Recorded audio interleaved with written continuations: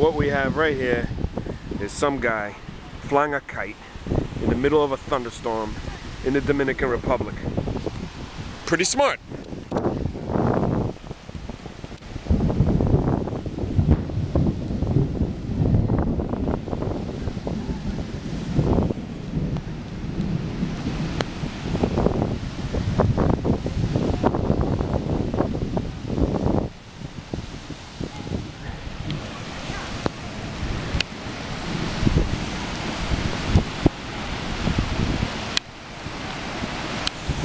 All this man needs right now is a key, and he's set.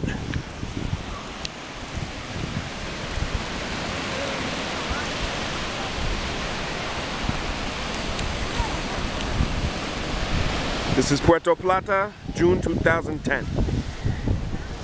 What started off as a nice day turned into a thundery day, but it's all good.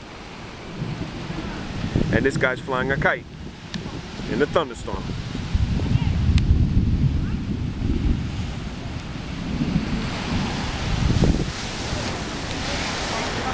And I'm getting bored.